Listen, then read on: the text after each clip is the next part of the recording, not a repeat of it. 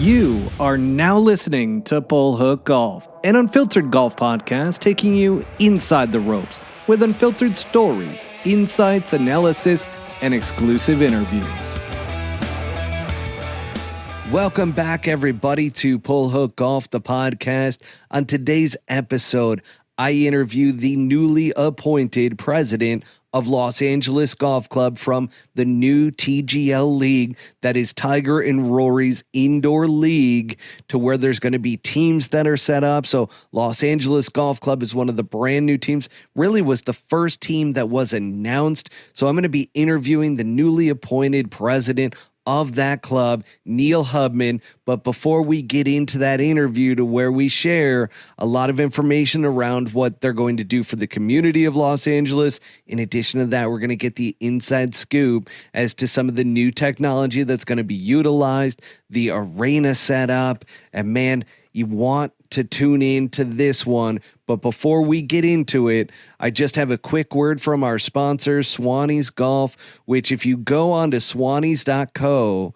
SWANNIES.co, and put in at checkout Pull Hook Golf 25, you will receive 25% off of your purchase. So go there today, because if you're the one always sneaking swing oil past the marshal and serving up that birdie juice for no actual reason, we might have a match made in golf heaven. Swannies Golf is a brand dedicated to suiting you up in the best feeling, best looking, and best made golf gear available.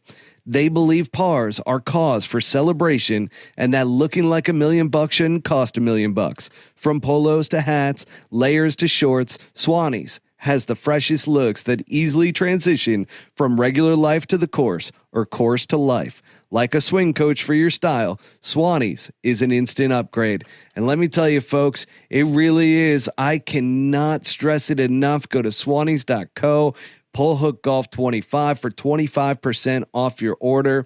All right, here we go. Without further ado, let's dive right in to the interview with Neal Hubman. Welcome back, everybody, to Pull Hook Golf, the podcast. I'm your host, Matt Cook. And man, I have a very special guest, because if you don't know, now you're going to know about Los Angeles Golf Club and Neal Hubman, because here's the thing, folks. I used to be an executive in golf technology. This strikes a very special place in my heart. And this new TGL league, the Tomorrow Golf League that Tiger and Rory spearheaded, have already signed up a bunch of the top PGA Tour professionals. And this was something that was in the works for a long time. It's a little bit unconventional, if I'm okay to say that, you know, coming in from the tech side of things, which is pretty neat to see. But you were with Google for a while. Then you ended up moving into Reddit, which if you know the owners of the Los Angeles Golf Club at this point, you've got Alexis, you got Serena Williams, you got Venus in there as well. So you got one heck of a group. And tell me a little bit kind of how this all kind of started with the journey and vision around bringing you in as the president for LAGC. Right on. Yeah, well, thanks for having me. My pleasure. It is a different background, I think, from most. And that's one of the things that I think we've already been learning quickly is welcomed, especially with what we're going to try to do with TGL, or what we're going to do to advance the game. But how I got involved, again, was early at Reddit, joined back in 2015 when it was very much a startup. And so that meant to build, and there's a lot of building from scratch without a blueprint. So I've known Alexis for quite a while now. And throughout all of that and the relationships, you know, building out mostly the revenue channels and the different, you know, the business side, which wasn't really there, was able to just navigate a lot of the industry there. And I've always been into sports. I played sports through college, not golf, but now I'm certainly into golf. I have the bug now, and then some, if you'd say that. And then when this came around, so Alexis has been on the board of Tiger's Foundation for a few years now, and he got wind of what they were doing at TGL. Fast forward a little bit, when the opportunity of the team concepts came around, said, "Yep, we're going to go for a team." So we started drafting some things together, and I think again that unconventional background, not coming from sports, we look at it very different. We want to advance the game. We want to make it more accessible. there's so much we want to do around Los Angeles, and being able to represent LA, one of the arguably greatest sports cities in the world. I'm biased, but I think it might be true. It's super exciting right, now that we're here. So how did I get into the actual role of president?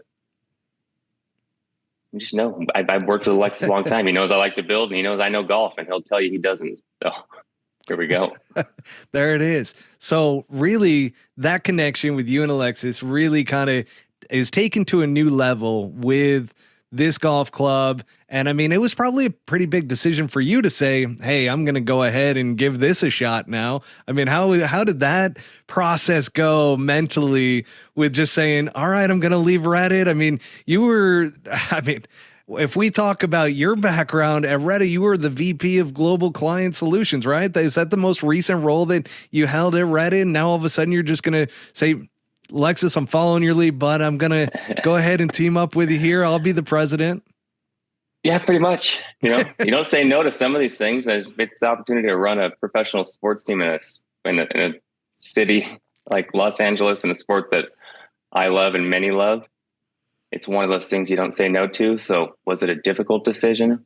I mean, at the end of the day, no, because that's what you wait for. You wait till something you can run to, right? All those lessons. But yeah, had some large roles there. It's more about leaving the people. I still care a ton about Reddit. They're in a great spot, but the opportunity to build something like this, it made it a pretty easy enough decision. Right?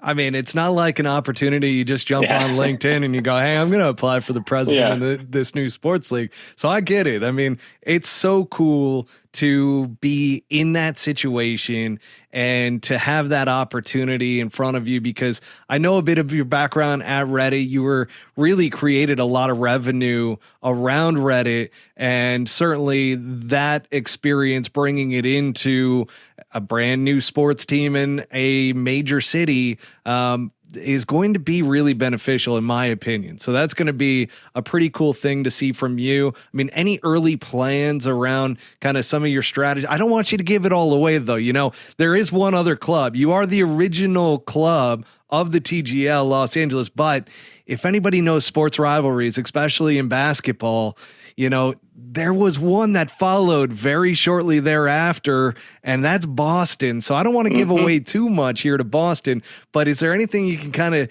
shed some light on as far as, potentially some revenue generating opportunities, maybe a store? Maybe. Let's see. And yeah, I've been talking a lot with the Fenway Group, and it's great to have them on board, right? With their experience, which is next level in sports, and one of the best, paired with ours, which is looking at it. So it's really already a good chemistry there. I've already told them, I think we've established we have to be rivals, right? Even though we're friendly now, but it's early days. It's a given. There's only two teams. There's no other options. They have to be the rival. But more to come there. I read it too, like my last role, and then other ones building out the advertising sales teams, working with a lot of different brands, building it from what was not, the most coveted place for brands to be on to what it is now. It was a long journey, and learned a lot there about how community marketing, community wasn't really a thing in 2015 that many were talking about. Now it's everywhere. Now talking about community and how do you engage it's almost a buzzword. And in my last role, I also oversaw all of our global creative strategy. So all of the experts and how do you actually do things right, and work with creative agencies or brands to do things that are a lot more authentic. And that's what there's many I'll bring into this, but really that's a big one, is when it comes to revenue or brands or sponsors, let's just start there. Yeah. Less interested in just the straight dollars for those that maybe want to sponsor. It's a mix of how do you find the right brands that have the right goals, the right missions, and they can bring something that's value add to whether it's the team, the club, or to Los Angeles overall. Finding that balance is going to be really exciting. And I'm already finding out it's a lot more interesting and appealing to jump into golf for a lot of these brands than maybe other things. So that's already established, but we're just getting that going. That's really cool. Now, as we kind of progress here in this conversation, I mean, the innovation behind the Tomorrow Golf League and everything going on there, and certainly with your background in technology within Reddit and so forth, I'm just going to give the audience a quick little preview, because coming from the golf technology space, one of our big kind of dreams as to the holy land that we could potentially take golf technology to was being able to hit full shots into a golf simulator. And then all of a sudden, as soon as you get around the green, you have a real green behind you that you go and play out the rest of the hole. So take us through a little bit of this stadium setup, which I know was interesting to me because, as you mentioned, there's only going to be one to start off with. So talk to me a little bit about the innovation there, the stadium type of setup, and what we got going on. Sure. And yeah, it's new. The whole thing is new, right? There's going to be one arena, and they are actively building it. When I say they, Tomorrow Sports, TGL being the league in Florida, where it's made specifically for this use case. So you're going to see the best players in the world, and it's in partnership with PGA Tour. It'll be 3-on-3 team golf played right in front of a live audience. Think of it as, bringing the best elements of sports, NBA courtside experience, players being mic'd up, being loud. You're going to be able to see the likes of, having Tiger there helps as well, right? For some appeal, but many others where you're going to see every single shot played in front of a live audience, right? Not having to follow, which is very difficult for those that, especially on the audience of this podcast, know that watching golf and following certain players is difficult. You're not going to have to do that here. It's built for a 2-hour time slot. It'll be on Monday night primetime TV. More coming on that soon. And it'll start in January. So they're going to hit their long shots into a large simulator type experience with a very large screen. And they will turn around and play the entire short game in the middle of the arena. There's a lot. We can go into this for a long time. It's exciting. I'm also really bullish on just simulators in general, the advancements with technology in golf. You've seen what Top Golf has done, and now there's so many other ones. And there's plenty of startups in the space now that are starting to plug different holes. And how do you bring technology to make this really, really accelerate? I think golf's going to lead the way, and it could easily, and I think it will bleed into other sports and experiences, because I've been having a lot of discussions, and it really just reminds me of, it's not real golf. What's going to look, it's already here. More people play on non-grass than grass, right? As we've seen from some recent stats. It's like esports, and however many years ago, when nobody's going to watch people play video games. Guess what? They do. They very much do. And golf, just making golf more accessible is going to happen this way. And especially in LA, it is difficult to play if you don't have access. It really is. I mean, I lived in LA for a year. You know LA well, and we'll get into that a little bit later on in this conversation around some of the things that you're going to be doing in order to make golf more accessible in LA. Now, one of the other things with this technology, and I don't know if I can say this or not, so you're going to have to check me on this. We might need to cut this one out, but if it's okay, there is technology that the green actually moves. So that is something that might be implemented into this stadium type of setup. Am I onto something there? Is that think you're onto something? Okay. I think it's allowed to be said. It's already been. You just said it. So I don't know how much is more. There's going to be more coming from it, because it's literally actively being built, and there's also some test facilities where all this is being worked out. But there's going to be a lot of different things. Like, technology is going to be a big part of the entire experience. Whether it's making it as competitive, it's going to be a competitive, league where they're going to be. There's going to be, a purse and other things involved. There'll be some aspects of live betting. So you think about what technology with that, how many different statistics and data points, things like that, will be included as well. But yeah, the green will not be static, Ooh. I'd say, right? Big breaking news, folks. Breaking news. We also have to where I read an article that there's going to be a heart monitor on them so that you can actually see their heart rate and see it fluctuate. That's going to add some excitement to it. I know Justin Thomas was doing that for a little while on the broadcast for the PGA Tour out there in events with Whoop. So it'll be pretty cool to see that aspect to it as well. I agree. I'm into it. Right, but putting in front of even just playing with some buddies, you get nervous at times, right? But think about playing in front of a live audience, what these guys do all the time, and it's going to be incorporating all those things to really just make it an experience to understand what it goes, and then having the players mic'd up, hearing them talk about strategies or the shots, or maybe trash talking, which I may promote, especially against our rivals. Talking. I think we have to, right? It's so true. That whole experience, know what it's like to actually be in those situations. It's hard to capture that with traditional broadcast, and that's what this is for. And Mike McCarley, the CEO, founder of the league, knows this very well. He came from a long time at Golf Channel and other places. So knowing what that experience could be and will be is what we're super excited about.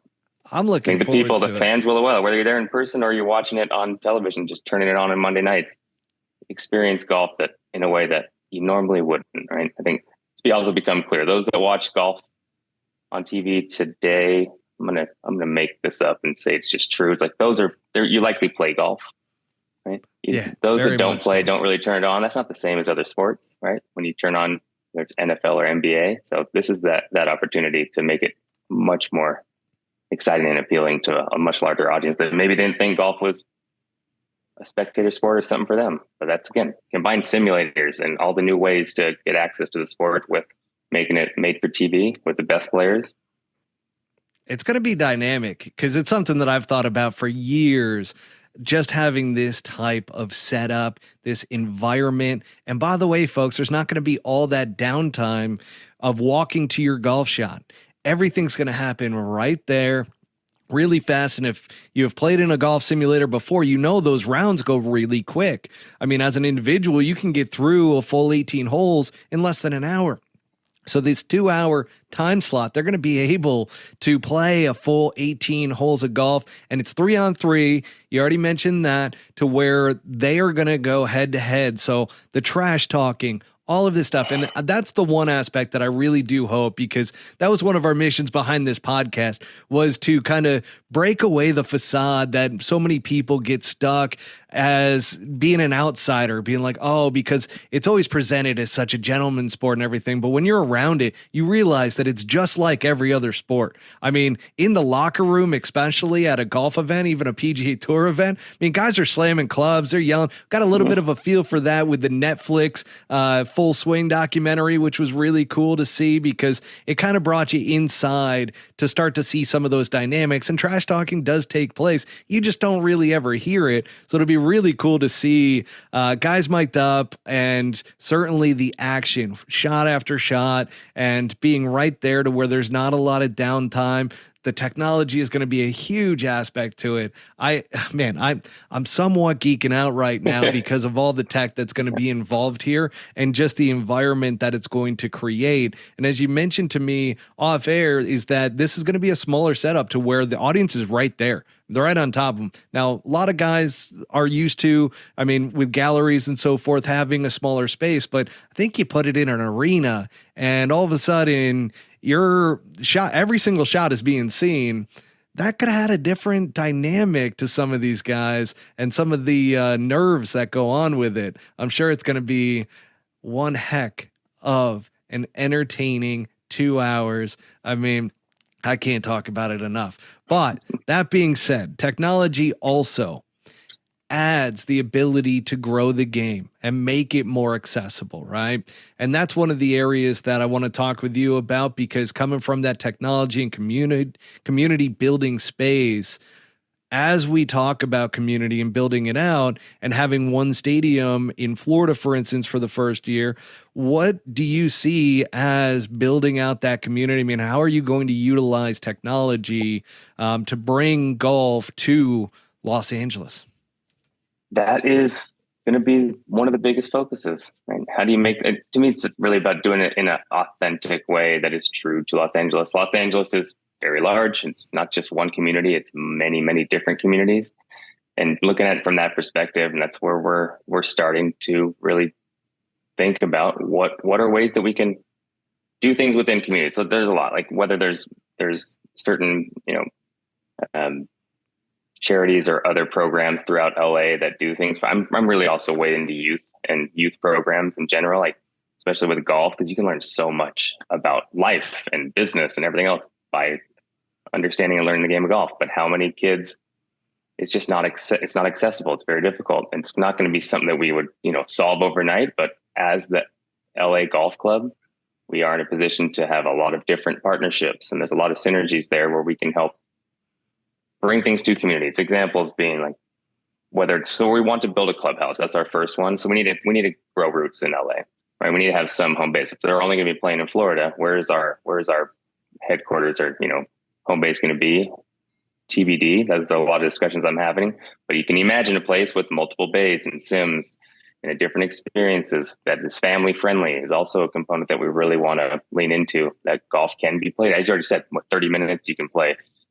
You can get through an easy 9, maybe 18, who knows, right? You're just shooting into a screen. But that means it's also not so time consuming for people and those that play to be away from home for 5 hours, right? It can be something where you can bring the family to, and there's so many other companies that are doing it right now, which is just a good thing. It's all tailwinds, right? This is happening. And then there's the component of, so that we have a place there that could be a content studio, because that storytelling piece, that's really what's going to get people interested. Who are the players? What's the story behind these players? Like, there's so much there, and about golf in general and LA and the community. There's a rich history there that we're talking a lot about. How do we tell those stories better? So the clubhouse will also double as a content studio, right? In a place that we can have events, bring people through. But then how do we do things out in communities? And there's, for those that aren't anywhere, there's mobile simulators. That comes in.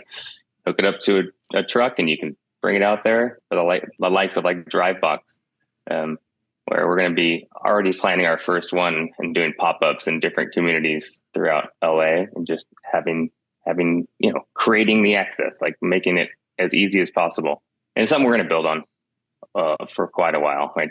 It's fun because there's a big opportunity. It's really about just doing it in an authentic way, right? And what we know about community and community building is you have to listen and understand and learn, right? You don't just show up and say, here we are. Let me assume you all, let me make all the assumptions about how you all operate and what all the things we don't know. Like, it is a lot of that listening first, understanding it before you have a real plan to how to engage. So that is underway. We were talking a little bit too in prep for this around the fact that Los Angeles doesn't have many public golf courses. It's not accessible. I mean, you've got so many great golf courses in Los Angeles, but the majority of them are all private. Riviera, Bel Air, Wilshire. I don't know how to say that one. I still don't. I lived in LA for a year and I knew guys that belonged there, but long story short, Los Angeles Country Club. I mean, that's one of the most exclusive country clubs in the country that we just got a glimpse into with the US Open. So having technology and being able to allow people still to experience golf without necessarily having to go out and, spend a ton of money in order to do so. And especially with the public courses, I know I used to jump out to a couple there and literally it would be packed, absolutely packed. And it's like, man, it's tough to get a tee time. It just really bodes well for Los Angeles, the city proper, and the community to have this technology. And one other thing that I do want to mention there as well, because you brought up the clubhouse, and I think it's pretty cool to hear from you around the fact that, you need to experience this in order to know how accurate this golf technology is, because it's to the point now to where Tiger has it in his house. Jason Day has it in his house. Ricky Fowler. You go through the likes of all the top golf professionals. Everybody's got a golf simulator in their place that they utilize for practice because of how accurate the technology is, and that you can actually utilize it for practice. So that was a big misperception back years ago.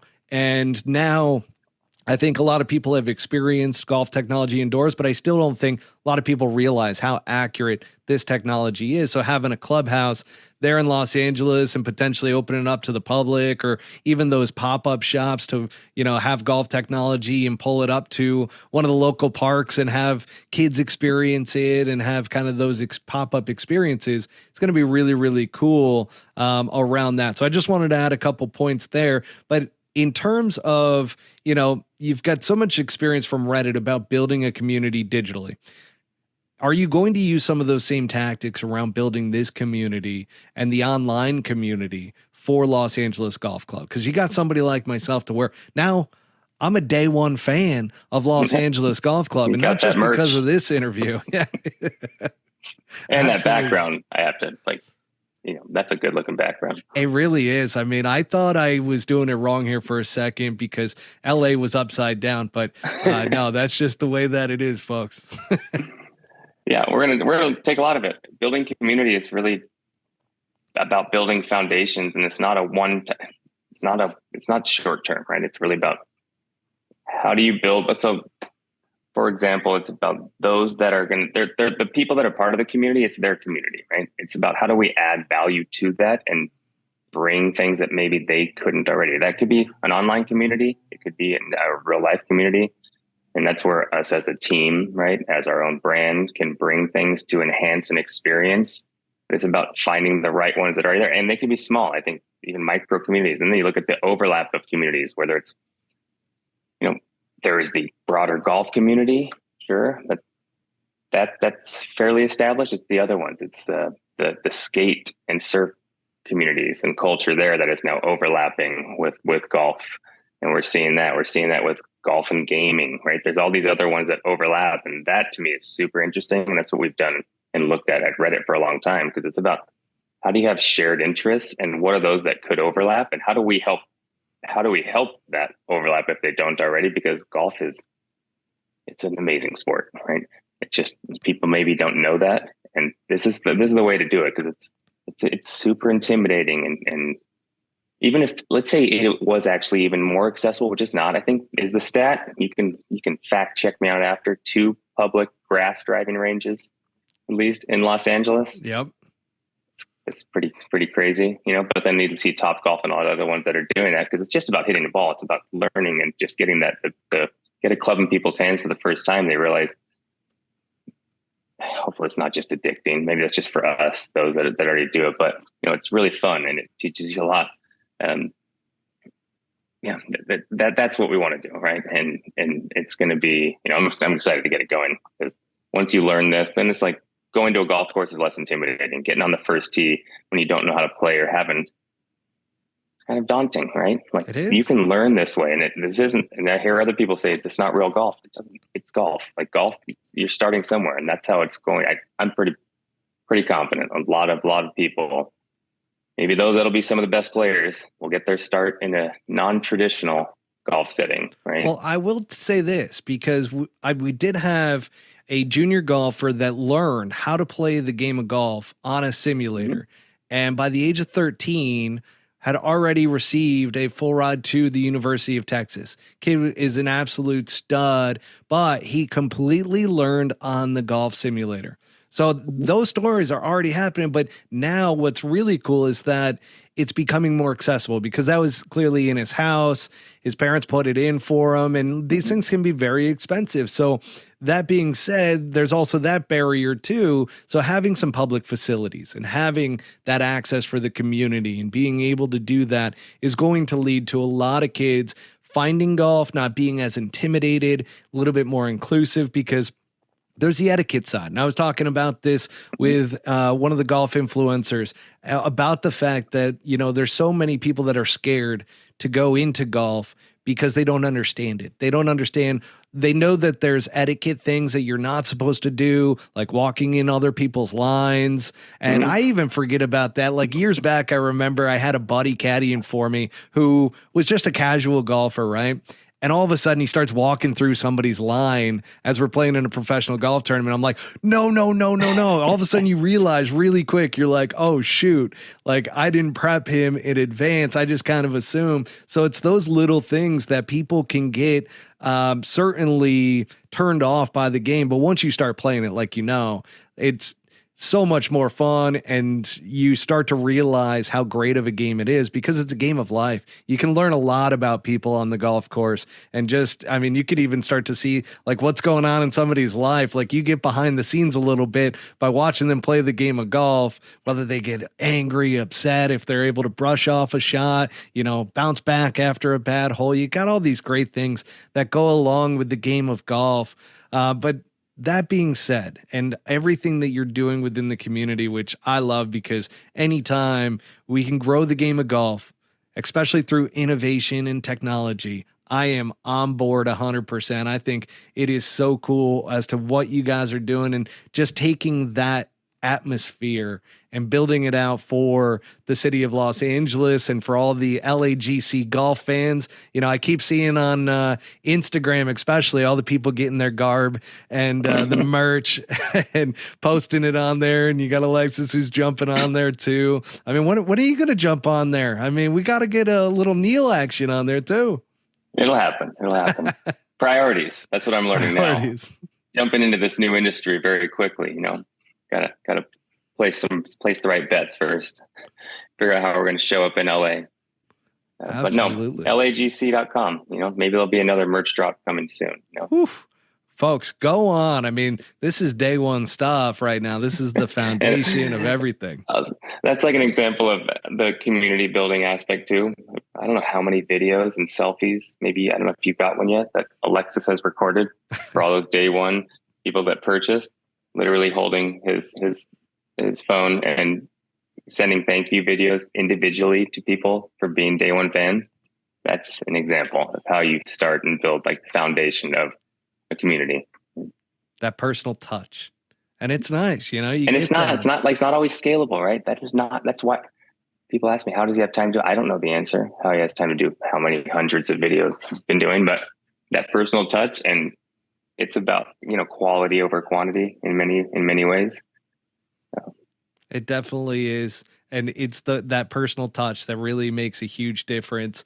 The one other thing that you did touch on that I want to go back to real quick before we kind of wrap this up with, you know, maybe some closing remarks from you, maybe a little leadership lesson that comes along with becoming the president of a new golf club. But that being said, the storytelling aspect. So you said part of the Los Angeles Golf Club is going to be a kind of content creation studio type of feel to it, to where building out the stories of some of these golfers. I mean, are you thinking we're going to get a little bit more of an inside scoop to some of these top pros that we really haven't gotten before?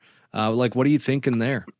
Yeah, I mean, so the team behind Full Swing did a pretty good job getting this going. Something that hasn't been done. The storytelling behind sports it's known in other you know, leagues, right? Different sports. Sure. The players, there's a story to be told behind all of them. It doesn't need to be always content of those following somebody on the course and talking about mechanics and their thought process. It is, where are they from? And it doesn't need to be just the players, but yes, we'll ideally start there.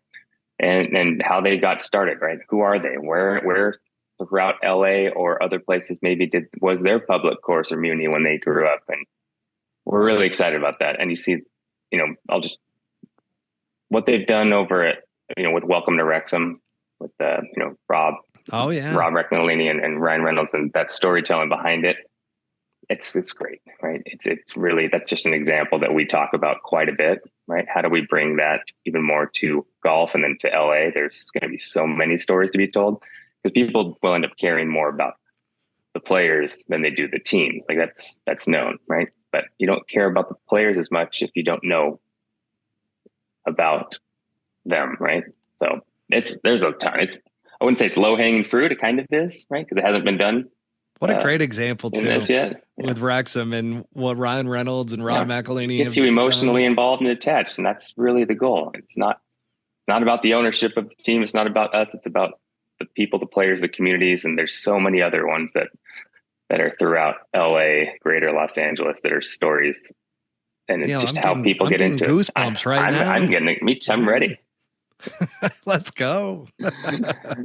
Let's get this thing going. Yeah. But you've been, I mean, literally, what has it been? 2 weeks since you were the president, and now, I mean, you've been drinking out of a fire hose It's with going everything fast. coming at you. Yeah. Yeah. I think it was 2 weeks. Yeah, but I'm ready. Like it's super fun. It's fun to be in a new industry also, and not coming from it.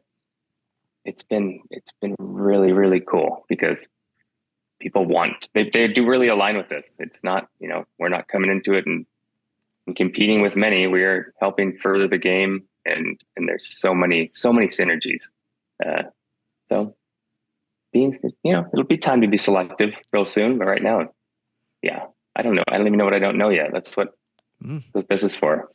Yeah, absolutely. I mean, when we look at leadership too, and being thrusted into this moment of being the president and everything, I mean, what can you share with the audience? I mean, we've got a lot of business owners that listen to this podcast as well. And certainly, everybody can learn a little bit something, especially in these moments, because not everybody gets to all of a sudden get thrusted into a position like being a president of a new sports league of a new sports team in a new league.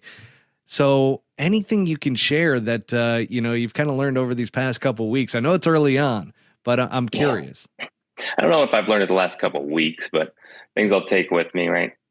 Leadership wise, whether it's leading your own people, large teams, different orgs, right? I always go with the same. It's always about transparency and trust. Like building trust is number one, right? You have to earn trust, and you do that by providing value, being transparent. I end up doing that to a fault at times, but that's just how it works. That's the same thing we'll do with the LAGC as we build this out.